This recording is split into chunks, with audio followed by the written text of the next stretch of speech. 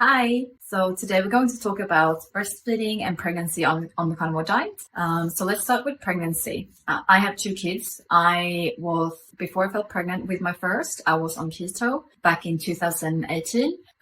Once I felt pregnant, in the beginning of the first trimester, I felt really, really sick. So I just couldn't sustain a keto pregnancy. And that's different for everyone. There are some women who stay keto, they stay carnivore, and just do what works for you. The Institution of Medicine recommends 175 grams of carbs per day if you are pregnant. Now, most women don't eat that many carbs per day, even if they are pregnant. You also have to consider how much protein you need and how much extra fat you need, and trying to eat all that is going to be quite challenging. So do what works for you. I would suggest a meat-heavy diet. So protein and fat from animal foods as much as you can. But in that first trimester, I was so sick and vomiting every day. Even water was disgusting. So I get it. Don't stress. Your body is relying a lot on the nutrients that you have stored. So if you've been eating a lot of animal foods prior to getting pregnant, that's perfect. And then as you enter your second trimester, it will hopefully get easier for you to eat a little bit more animal foods and other foods that maybe you haven't been able to eat. And again, I'm not a doctor, I'm a nutritionist. I will present you with information. You choose what you do. If you have any questions about your pregnancy or, breastfeeding, you can talk to your doctor. You can ask me questions as well, but just know that there are no medical advice being given out by me. So I will also post down below a couple of women who's been carnivore throughout their whole pregnancies and then after they have delivered. So breastfeeding. So I was on keto, then I stopped being keto and just ate whatever I could. And then kind of between my first and my second son, I haven't been on a diet. Still eating a lot of animal products, but also lots of vegetables and fruits and a few other things. And now I'm more of on a strict path towards carnivore. So breastfeeding. It's advised for breastfeeding moms to eat at least 50 grams of carbs a day. That is to avoid being in ketosis.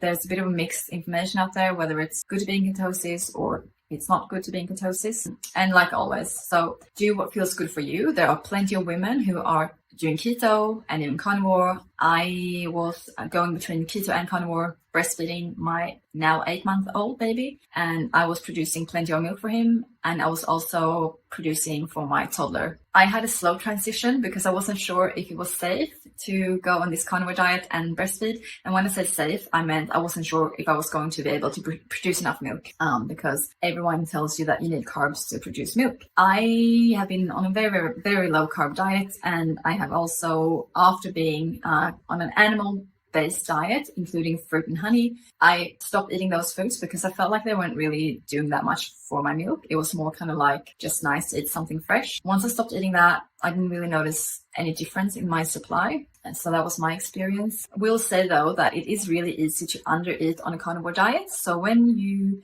first start and you're increasing all the protein and all the fat, you might not be feeling as hungry. So you might eat less. And that can be okay, but just be careful so you're not under eating. So if you're not eating over 1,200 calories a day, then that's too little and you need to keep eating. So what I do is I sometimes just have a variety of different meats. I find pork and chicken takes a little bit longer, or I have to eat more of those foods to feel satisfied and to feel full. Beef, like a piece of steak, it fills me out a lot faster, and it's more nutritious than pork and chicken, so that might be the reason. So just alternate. Don't forget you also have dairy. Now we can talk a bit about dairy later on, and but it's a good way of getting in extra nutrition, and cheese and yogurt. Seafood is a big one as well, so don't forget about seafood. I love perch, barramundi, snapper, salmon, prawns. Oysters are really, really nutrient dense. Got a lot of zinc in them. So you can have a variety of foods. It doesn't just have to be beef. And eggs, of course. So eggs are super nutritious. So something to consider. Again, just do what works for you. If it's a slower transition, That's okay. Depending on your metabolic background and how you have been eating and living in the past, just be mindful that when your body are releasing toxins and you're losing weight, so toxins can be stored in your fat tissue, in your adipose tissue, and once you start to lose weight, those toxins are actually getting out into your bloodstream, and things that are in your bloodstream goes into your milk. So because your milk is made from your blood, right? So just be careful. You might want to have a slow transition because you don't want to dump all those toxins into your baby. Okay. Any questions, just send me a text or post in our private chat group. Okay. Thank you.